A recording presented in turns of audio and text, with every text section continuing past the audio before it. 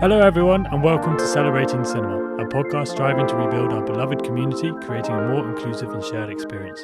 For this episode, we have Kiriko here to champion the representation of East Asian men in cinema. Kiriko. I fall in love quite easily. When I see someone whom I find beautiful, a glimpse becomes a stare turns into an attraction, the attraction becomes a fascination, the fascination is then an infatuation, which then becomes a passion, often turning into an obsession. I've had many lovers in my life, and by that I mean that I have fallen in love with many movie characters who I've encountered over the years.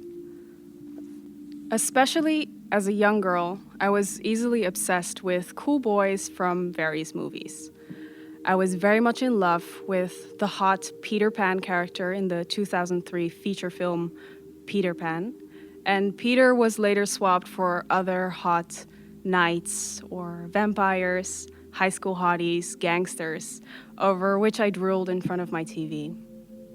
This form of obsession never really changed.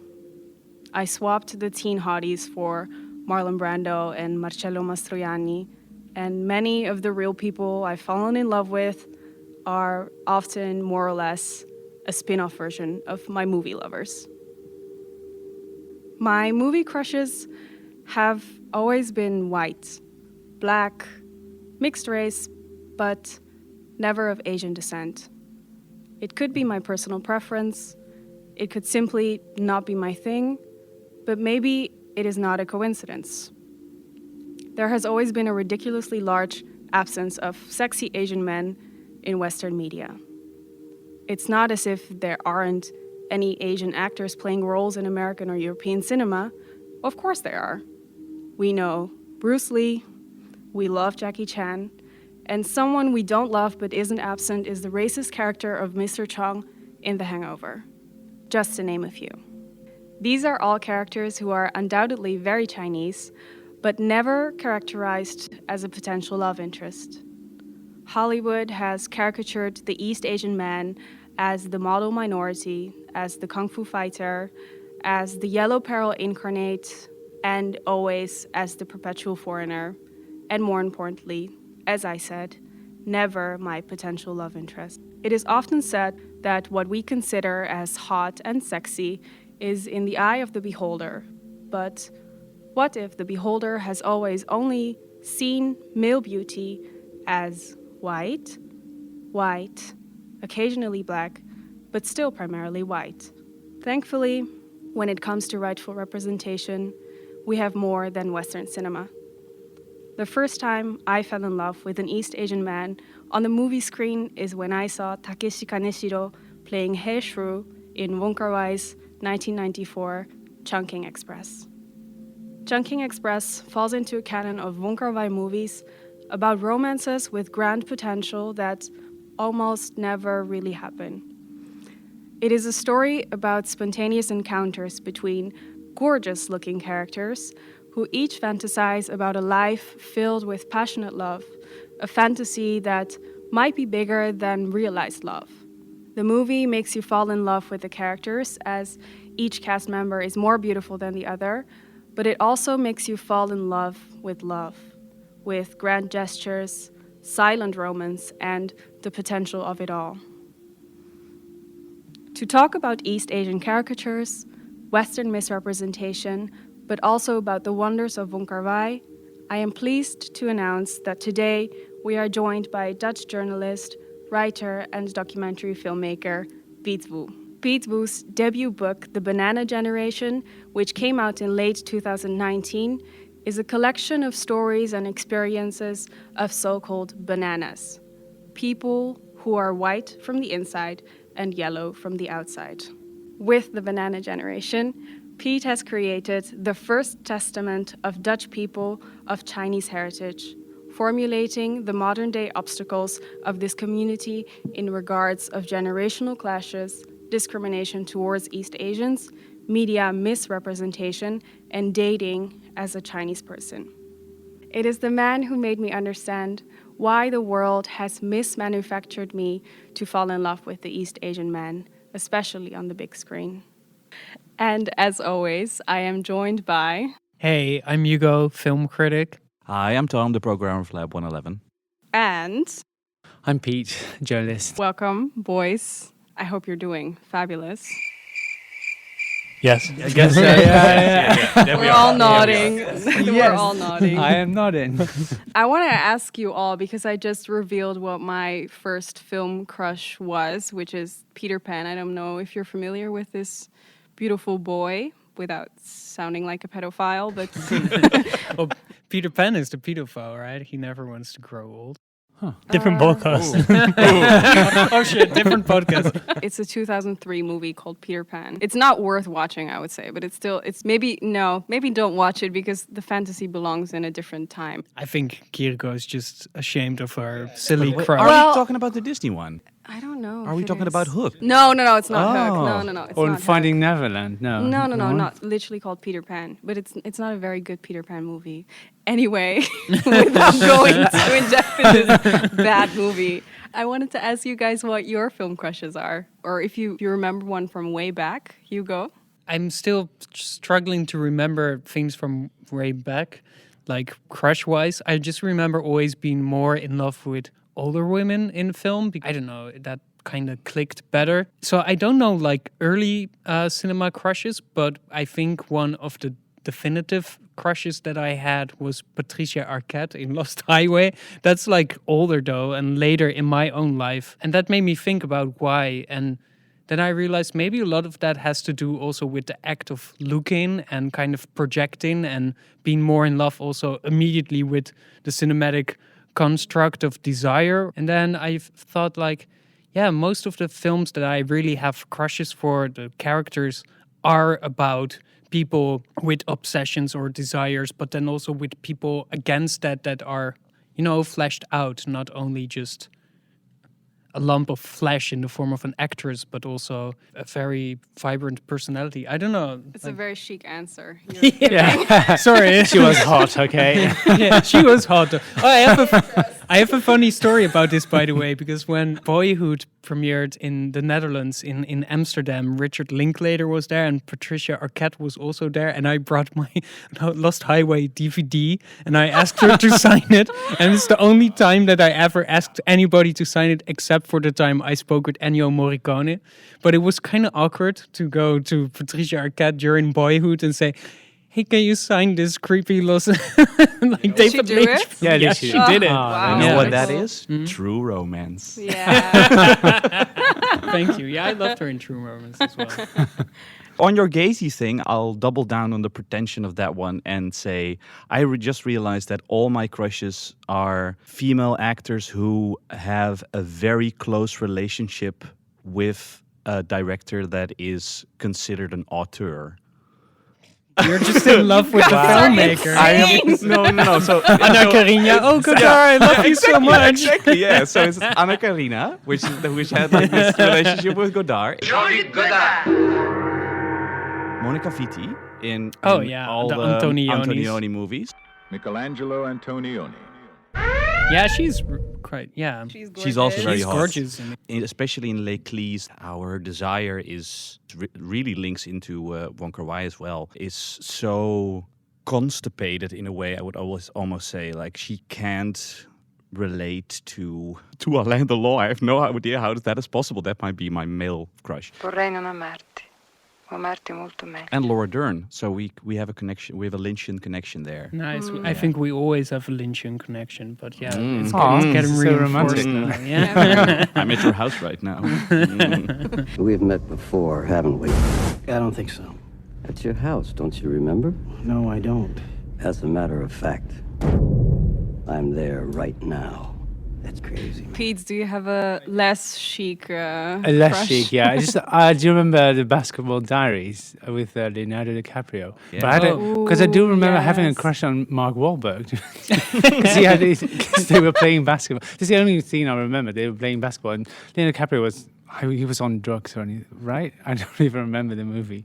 Well, I just remember Mark Wahlberg having muscular arms. And that it wasn't Leonardo DiCaprio? No, it definitely wasn't. Because Oh, I don't... funny. No. It was not- the Marky Mark times, right? With Yeah. the Calvin Klein era. Yeah, exactly. Yeah. That was my crush, I guess. We had it on videotape. World Films presents Academy Award nominee Leonardo DiCaprio, star of What's Eating Gilbert Grape and This Boy's Life. Mark Wahlberg, who as Marky Mark is one of the most talked about performers in popular music today.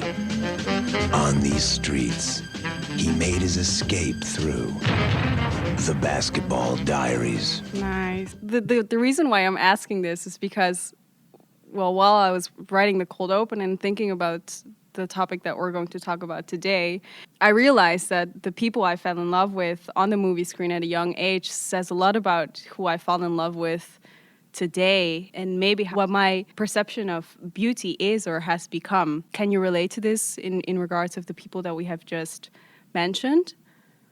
Oh, absolutely. Yeah. Yeah, if I look at my list of movie crushes, it's pretty wide. And like Pam Grier is there mostly because I'd like to be older and have a woman like Pam Grier around me, but it has nothing to do with ethnicity. At a young age, you're influenced by... You're living in a vacuum of what influences you. And apparently that was really white for me. I think it's also the framing thing, because besides the way the actors and actresses look and in what respective country they're shot and stuff, it's what I said also, it's more of like the construct and the framing in which they are projected as desirable. And I think that specifically, to go back to Kiriko's point, that is a big problem. And what I really liked what you said, Kiriko, about, for instance, these Hong Kong and Chinese action stars, for instance, is that they are often not portrayed as desirable. And I think then also that instills a belief that they are, in fact, not desirable, right? And this goes beyond race or ethnicity, but also, sexual preference or gender. When that opens up, I think it does instill in the viewer the possibility that they can realize, oh, I am able to desire for these people or become obsessed by him or her or their. How do you feel about that, Pete? Because it's... I fully agree. Because whenever I talk about representation in cinema, they always mention Bruce Lee or Jackie Chan, and I always wonder who has ever masturbated to Bruce Lee. I don't know anyone who has, so I think you're definitely right with the framing. I think all the Asian male characters that I saw when growing up were either sushi chefs or, I don't know, karate masters or, maybe the Mr. Chung from The Hangover. These are the only ones that I knew when I was growing up. Right after you suck on these little Chinese nuts. Oh, that's nasty. How'd that sound? Well, it makes me think about how I relate to these characters myself. So to what extent can I find something that I identify with? The people I see on a movie screen who look like me, which for me, back in the day when I was younger, were, I would say, only Lucy Liu, maybe. And therefore, I totally wanted to become the fighter bitch that she was. It also made me wonder, because for Asian male representation, I think the possibilities are even less and more explicitly not sexy. Yeah, I never had the urge to become a kung fu fighter after seeing a kung fu film. So, was there maybe a moment in which you saw a film that made you go for the first time, this is something that I want to be, or that I want to identify with, or that I find sexy and looks like me to a certain extent? Looks like me. And without that option, I would say probably Crazy Rich Asians, even though I don't really feel fully represented by the movie because they're all rich and I'm not. But because they're all glamorous. I'm crazy, but not really that glamorous and rich. I would say, well, whenever people ask me about right representation, I'd always mention The Farewell, because that was one of the movies that I've felt right in here. I'm pointing towards my heart. What's wrong, Dad? Please tell me. Minan is dying. She doesn't know, so you can't say anything. The family thinks it's better not to tell her. Why is that better? Chinese people have saying, when people get cancer, they die. go to China. Wedding is an excuse so everyone can see her. He's my only cousin. Did you think I should be there? You can't hide your emotions. If you go, then we'll find out right away. Because I felt that it was one of the few movies that told my story as a migrant Asian growing up in the Western world. So the protagonist, who's definitely American, but her parents come from another world, and she feels these clashes between these two worlds. And that's exactly how I felt when growing up. During the farewell, I was like, I wouldn't say I was sobbing all the time, but I definitely felt something. And it was probably the first time. Are you someone who cries a lot? Not in public. This but is an maybe- important subject for this for this podcast. I've cried during Your Name, the anime, for yeah. example. But I do think I do cry easily. Yeah. Is that a good thing or a bad thing? No, that's a great thing. Oh, it's a great we're thing. In the, Oh, in the wow. we're in the camp of crying. Oh, yeah. So yes, I do cry a lot. Or the crying boys. but I just I want to jump into Farewell, and because it's an interesting film because it so explicitly addresses the process of migration and coming from a family that migrated to a different place. But I'm wondering also maybe to you, Kiriko, because you already mentioned that a little bit, that luckily there's a treasure trove of Asian and for you specifically East Asian cinema. I'm wondering what those first films were where you finally saw maybe a bit more of yourself as well, or felt that power of representation. Because I'm, for instance, thinking of the films of Satyajit Ray, the Indian films, and he has a couple of films that are, huge tragedies amongst the poorer classes, but then he also has these beautiful middle-class, post-colonial dramas, and they just seem so urban and relatable, and they move me to other tears every time. And I think they come close to maybe what you were missing for a long time also. The biggest lack that I had growing up of seeing myself is that in my upbringing, I also saw a lot of Japanese movies. So when I was younger already, I really liked Kurosawa and I loved the Battle Royale movies.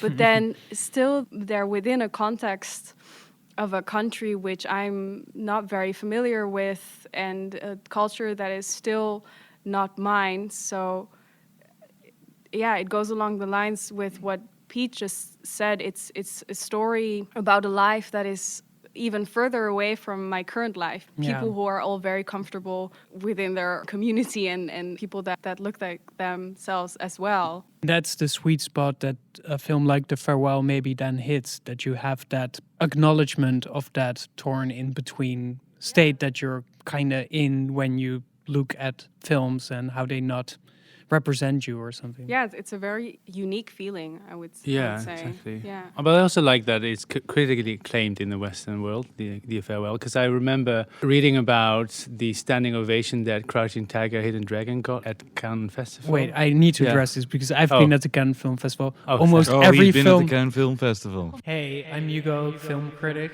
The humble brag. Almost every film gets a standing ovation, though. It's easy to to force a standing ovation on a film. So don't pay too much attention to the standing ovation. Even though, I mean, it meant a lot to me when I read it, but thanks for spoiling it, Hugo. I'm sorry. Yeah, it was my sweetest childhood memory, but okay, yeah. This is growing up. I'm sorry, this is growing up at the Celebrating Cinema. Where was I? I don't even remember anymore. Let me just recover from this. Just blow. Sobbing in the back.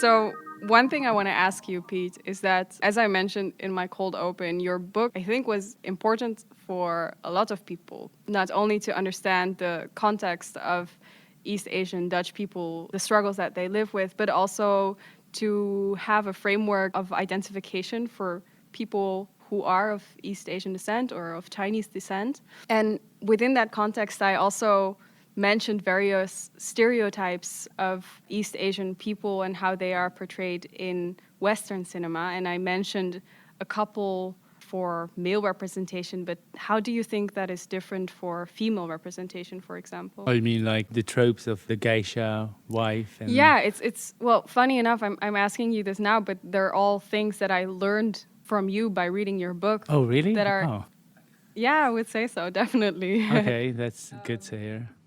But then they, of course, say a lot of things about me and people who look like me, but maybe it's nice to hear it from you. What are the stereotypes that we deal with in Western cinema of East Asian people? I would say the East Asian man is feminized, if you know what I mean. So they're regarded as these docile, I would say boyish, never macho, never this big, hairy, white guy that's like the soldier or something. For example, you have Charlie Chang as the detective, who's always this humble guy, who's really smart, by the way, but he's never like a Sherlock Holmes, you know what I mean? Very assertive, he's never that kind of guy.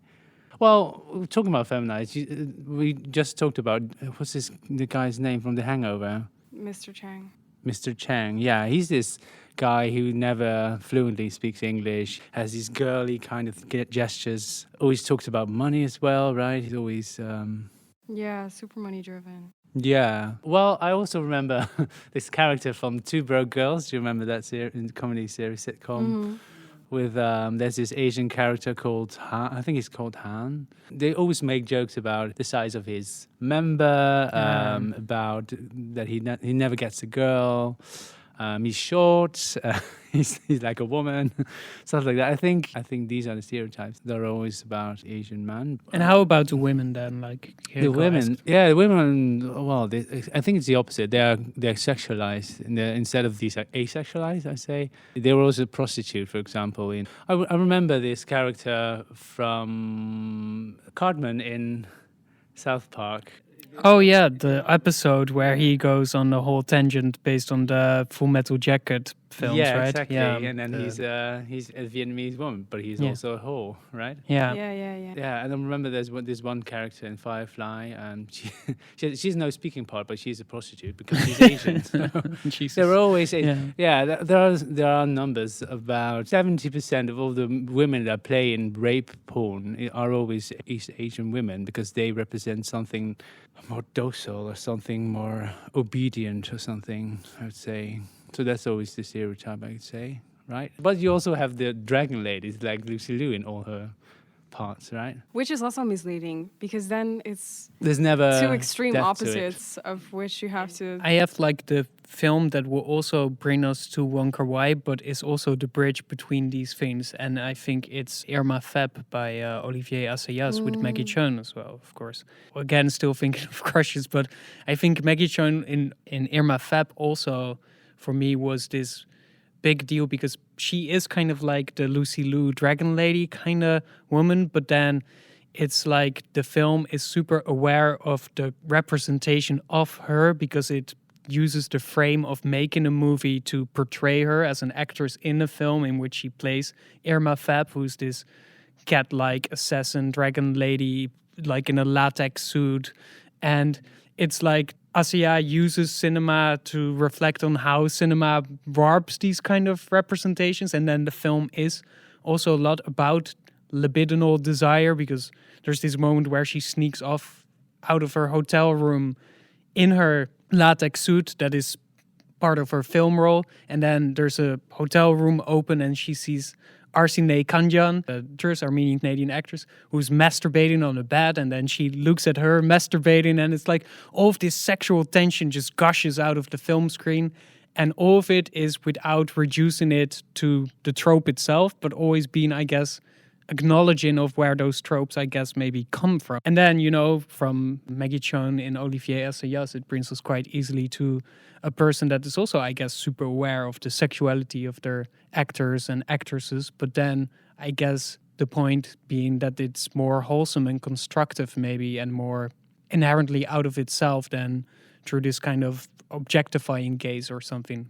Who is Wong Kar-Wai? One of the reasons we're doing the episode now, many of the Wong Kar-Wai films are restored under supervision of Wong Kar-Wai himself, and they're getting re-released in these 4K remastered films. And I think it would be nicer to ask Kiriko and Pete, but I guess everybody a bit more about what it is then that Wong Kar-Wai does in his films. And for the podcast specifically, we saw Chungking Express, a film that is, I guess, very much about what you said, these romances that are maybe on the verge of happening, but often seem unrequited in the end. But nonetheless, you have that sense of desire, that longing, that libidinal presence, which I often crave in film. So he does something with sexuality that seems different and entirely its own. And I want to ask both of you maybe what that effect is for you watching that. What does that make you feel, and how do you interpret it? Or Well, I wonder to what extent my viewing experience is different than yours, as for me, it's a rare occasion that I see a woman on a screen who desires love that actually looks like me. So it's super personal. And of course, his films are about a very subtle feeling of feeling attracted to someone or feeling love or passion or romance in general. But I'm very curious to know what that would look like to see it through your eyes. For example, as it feels even more personal, like, for example, reading the Book of Pete, like it's a testament of your life to some extent, which is also the case for Wong Kar-Wai movies. So it's very special, I would say. Yeah, it's a good question, because I think what I also try to say with my first crushes is that when a filmmaker is able to dissect what it means to fall in love, like you did quite brilliantly in your Cold Open, those processes that line up, that eventually amount to what comes close to an obsession or a sickness almost. When that happens in a film, it happens to me as well. I do get that from Wong Kar-Wai, and I feel that he knows that and he manages to capture that. But I can totally imagine that there is a whole force or a whole different, I guess, attraction or force that pulls you in or pushes you when it is finally the moment that it also is with a person that looks like you or something. So it comes to show how iconic his movies are and how specific his way of storytelling is and how universal they are and how everyone can understand them in the same way. Tom, how do you feel about I'm on the same page. I must say, though, that for some reason, rewatching them all now I realize that even though they still hit me emotionally, they don't hit me that hard anymore as they did back in the day. And especially seeing them all together at the same time, I realized that when Wong Kar-Wai works, it really, really works. But when it doesn't work, like for instance, I would say with a film like Happy Together, which took an immense long time to make, the magic that's there in movies like Chungking Express and In the Mood for Love sort of disappears, and then its ephemeral quality of his films becomes too scattershot. Because he's really obsessed with how fleeting things can be, how feelings can be fleeting, how moments can be fleeting, how memory can be fleeting, how love can be very fleeting. It's like all his movies are about people sort of passing each other on the street, and they might see each other, or they maybe haven't seen each other, or it's that feeling. And when that doesn't work, it doesn't work for me. And I thought that was very interesting to experience again. As I said to you when we saw Happy Together, Kiriko, the movie didn't work for me until Tony Leung stood underneath that waterfall, and then suddenly the emotion came back to me, and I was like, oh yeah, shit, that's what I feel with Wong Kar-Wai. It reminded me of the piece of mud at the end of In the Mood for Love, for instance, like these very sort of specific things that he do that they're like, I wouldn't say exclamation mark, it's more like a comma at the end of some poetic thing he's telling you. Yeah. I want to know from Pete what his relationship is with the films of Wong Kar-Wai. I would say that Chungking Express was the first movie where my friends actually said that the male characters were attractive. On the streets of Hong Kong, a mysterious woman, a young cop, and an innocent dreamer are about to meet, where mystery and romance collide. Miramax Films and Rolling Thunder Pictures present Wong Kar-Wai's Chungking Express. I remember that very well. I was like, oh yeah, Aaron, a friend of mine, he actually introduced me to the movies of Wong Kar-Wai, because I never actually thought of watching specifically Asian movies, and he was a big fan of like Chinese and Japanese movies.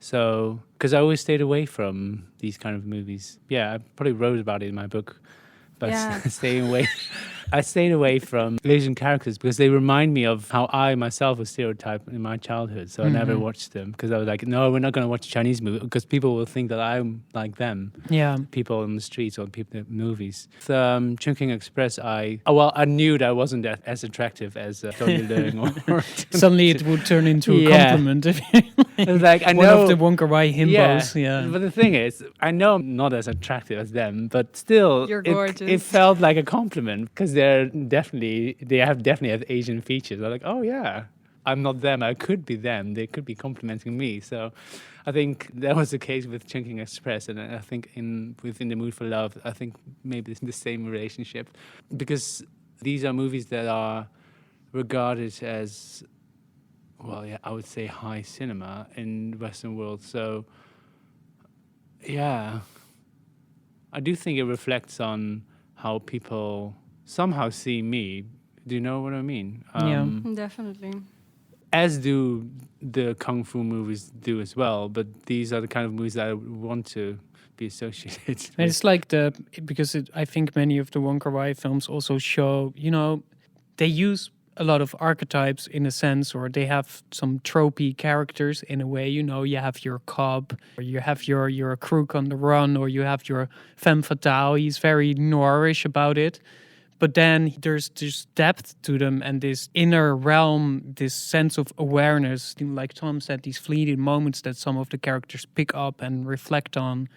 And that maybe also allows people to acknowledge that you are actually, a person, that you exist, that you desire, that you have a complex inner world. And cinema essentially is a tool for reduction, but it can also expand and open up. And I feel like he has found this very strange balance of doing both at the same time, which is maybe also the tension that Tom sometimes has trouble with or is sensitive for.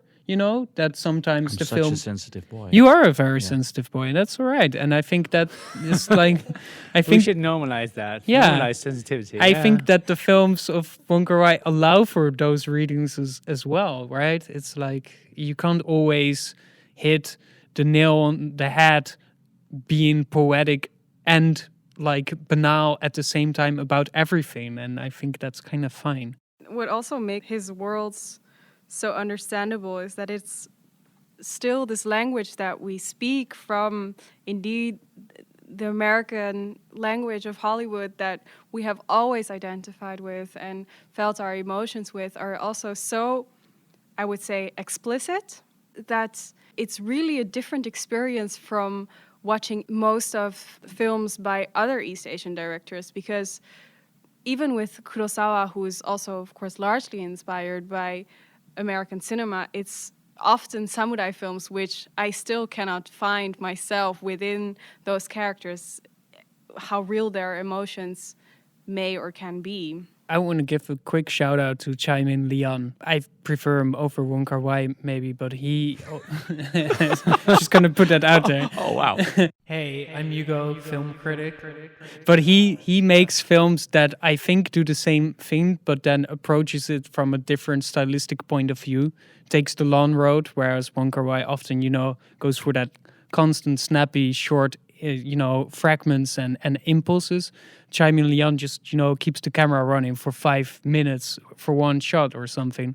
But he does the same thing where it's all about that complexity of being and desiring and being insecure, and that always breaking that down visually. There's a film called Vive l'Amour. If you haven't seen it and you want to fall in love also with the process of falling in love while feeling miserable about it, that's a great story of my life. Yeah. Yes. That is the film for you. Yeah, that film absolutely floored when I saw it. They're very related to each other, their themes, their thematic approach, but then formally, Wong Kar-Wai is so indebted to so many things and he's so open about that. It's like it is a bit of that spectacular Hong Kong cinema, the Shaw Brothers bonanza, and it's a bit film noir, and it is video clip from MTV. It's like especially rewatching Chungking Express. I thought, did he direct video clips? He directed many video and then clips, I realized, of course he did, because it they all for American artists mostly, especially that 90s. I didn't shoot it on slow-mo stock, but I now slowed it down thing. Oh, iconic! So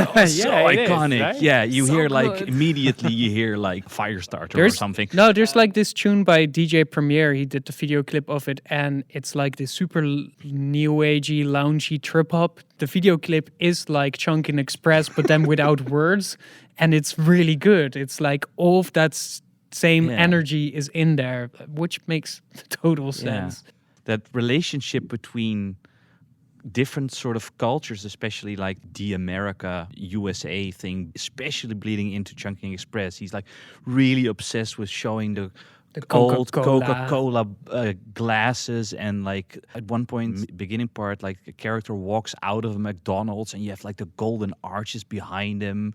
The funny thing is, while we were having this conversation, I keep thinking about the Hollywood movies that I used to watch in the 90s that brought in Southeast Asian men into Hollywood films, that sort of introduced me to who are these men. I mostly remember like Jet Li, Chow Yun-fat. If you look at the films that they are in, especially in that period, they are always represented as the bad guy. For instance, like Jet Li is the bad guy in Lethal Weapon, while his entire career leading up to that was he was a hero in all the films that he starred in the home country. I make the 25 movies in Hong Kong. This first time I played villain. It's a very bad guy. It's a very interesting. Or the other thing is, it's a buddy cop movie, so it's all about culture clash.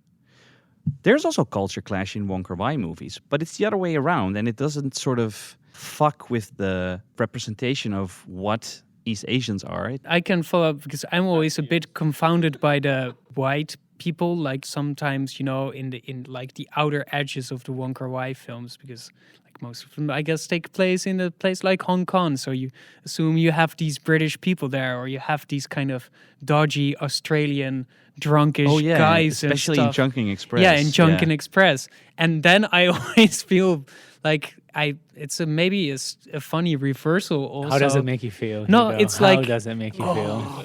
Well, I'm talking from the most privileged perspective in life, so it doesn't make me feel that much, but I am aware of that when they pop up. So it's like, I am primed to see them maybe, which is interesting because that thing that usually never happens, that you're like, he looks like me, like that I don't have to do that every day because I would get sick in my head if I would have but to that do also that. has to do with the confines in which you see it, where everybody else doesn't look like you, which if you reverse that, of course, it's for Pete and Kiriko when you look at a film where suddenly there's just Jet Li being an asshole and strangling people. I was also thinking about the beginning of Chungking Express, where there's this group of, I assume, Indian people who were used to smuggle drugs by the mysterious character with the sunglasses and not a wig and not a wig, and they are also portrayed in a terrible way, as they're,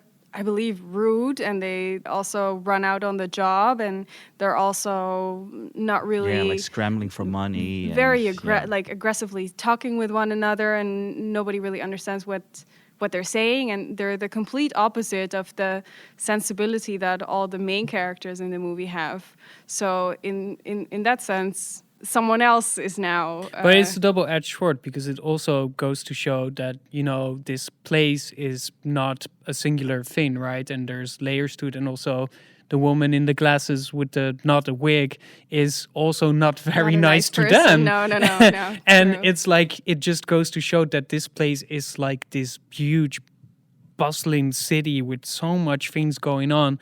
And then that is also the place where like little fragments of possible love and desire can also happen, opposed to the possible violence and confusion, is, I guess, the point he wants to make. But I do get what you're saying. I was also a bit sus. I was thinking it was kind of sus what they did with the Indian.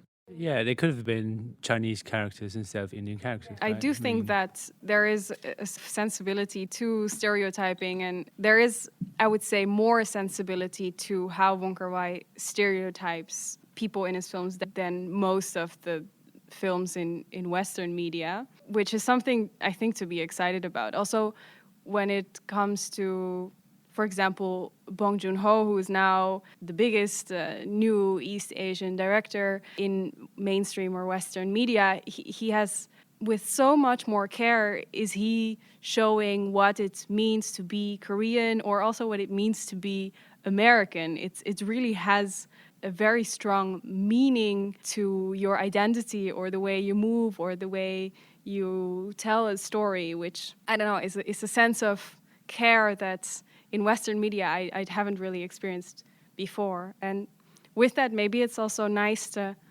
think about, I feel as if within Western cinema there is somewhat of a shift happening, especially when it comes to East Asian makers who are now receiving, I would say, much more attention or a different form of attention as they have before. Like we recently spoke about the Academy and what it means that now, of course, Bong Joon-ho won. Chloe Zhao won. Exactly. What is it that we have to hopefully look forward to when it comes to East Asian cinema? Pete? I did feel the same way with Chloe Zhao until she did this whole. What did she say in public about China? what happened there? Do you guys remember? Because her films aren't screened. I think it's kind in of like a China bogus anymore, right? controversy where she said that she is not part of China because I guess there has just been a group of people that are immediately trying to frame it as such and trying to suss her out. And then she said something about that, and that elicited a reaction from China. But I do feel like it only goes to show that her ethnicity is also immediately weaponized against her when she gets to this top spot in the, cinema league, which are the Oscars. Yeah, because I had high hopes for her now, because she made the Eternals, right, from Marvel. Yeah. So I thought that was going to be. Well, I was going to say that's her big break. That's definitely not her big break, of course, after an Oscar. I did have high hopes for her as a big household name, but she still is, right? Even though she's not supported by the Chinese government, but is supported by the Chinese government nowadays. Well, in relation to Marvel, they're also making another. I can't remember the name of it. I don't watch Marvel movies anymore, but an fully Asian action hero movie. It was immediately banned in China. Yeah, is it? Yeah, I recently read an article. We're not going to screen that. Like, okay. They're marketing it as the Asian Black Panther, right? Yeah, Something exactly. Like Yeah. What's it called again? Something with 10 rings. I wonder how you feel about those films, though, because I do sometimes think, we talked about this prior, that this is a kind of capitalization of a form of representation that I am not sure if it is, the right way forward. If what we learn from representation is to not be essentialized, to not be pinned down to a fixed thing, which is something that Wong Kar-Wai does, right? He opens up, as I said. Then we're going to make a Disney film about Southeast Asia. We're going to make a Marvel film set in China. We're going to do this. Is that going to be the thing that brings us forward? Or is that just a side track of the thing that we were actually looking for, which is to make things more complex and open and broad? Very, interesting question. What do you think, Eiko? Well, it's a complicated question, but I still think what is always foremost, most important is who makes the decision to make a story about one's life. And if that's Disney, then, we already know that intentions come from elsewhere, namely from money. So if we're talking about societal change, and I don't want to open up the Pandora's box of Hugo saying that culture can't make societal change, but that's isn't essentially the question. Yeah. No. That's not true, because and I completely agree with you. What you say, like the masses are going to see like those big movies. Are they going to instill the way that we look at each other, or like change the way that we look at each other? I find that so hard to say. I don't know, because maybe like when you're a young kid, like a young white kid, seeing the 10 Rings movie, whatever it's called, and thinking potentially like the kid next to me in school who's from that area or whatever, I have a different feeling now about him, like, or her, like. Yeah, I guess, I mean, the things have to coexist. The reason I bring it up, I guess, is that, Pete, when you talk about Chloe Zhao, right, that the Marvel thing seems as the biggest accomplishment that you can do, whereas maybe the biggest accomplishment is that they instill a different view of humanity. It's maybe my own skepticism towards the having Disney as the vehicle, to come back to the train analogy, of this societal and cultural change. And I think as much as we can should resist that, because a Wong Kar-Wai film is not made in the confines of Disney. A good Chloe Zhao film is not made in the confines of Disney. It's going to be whatever it is, but I have my doubts about the inherent quality that will bring to the table. Nonetheless, it has merit and it has to coexist, because that's the, I guess, state of the industry that we're in right now.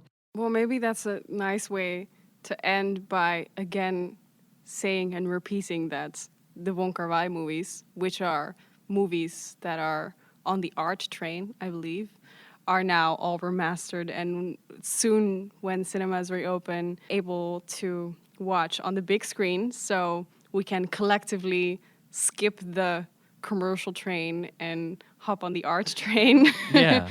And come watch them right here at Lab. Voila. Thank you, Elliot. And I maybe have 2 questions and 2 answers of Wong Kar-Wai. So I sent them long questions, got back short answers, but that's not a diss, because the answers are exactly what they need to be. So bear with me for the 2 long questions. So my first one was, a deep sense of nostalgia is present in many, if not all, of your films. I'm wondering what the process of returning to your past work meant for you. What kind of intimate thoughts or feelings arise when you revisit a past version of your work, which might also invite you to revisit a past version of yourself? And does that make you relate to some of the characters in your film in a different fashion? That was the question. And then the answer was, at the end of my film, In the Mood for Love, there was a caption. He remembers those vanished years, as though looking through a dusty window pane. The past is something he could see, but not touch, and everything he sees is blurred and indistinct. It was my exact feeling when I watched the film again in 2015. Now the window is no longer dusty. That's great. Yeah, that is It's quite really beautiful. Yeah, it's beautiful. And then a thing that recent history has shown is that the potential for radical action and united solidarity is still very much present amongst the young generation of demonstrators, activists, artists, and the like. How do you feel that art can now rally around the need for collective action against oppression, exploitation, and are there any artists, thinkers, or political actors that have managed to lately inspire you? The answer is beautiful, and I think a good note to end the episode on. Same as in other times, with solidarity and compassion. Oh, beautiful. So beautiful. Wong Kar-Wai is now my spirit animal. Let's end the episode on this beautiful note and these final words by Wong Kar-Wai. Yes, so thank you, Pete. Make sure to go read The Banana Generation. And of course, if you want to watch these Wong Kar-Wai films, book your tickets at Lab 111. They're going to be available and screening in June. Kiriko, do you want to tell us what we've got in store for next episode and the film club choice? Next episode, we're going to watch The Beguiled by Sofia Coppola, and we are going to talk about female desire. And we're going to invite film critic Bush Boer. And as always, you can write in with your questions or stories to Celebrating Cinema at lab111.nl. Or for all our show notes and the ever-evolving film list that we mention, visit celebratingcinema.com for each episode. Till next time. Did you say something about lists?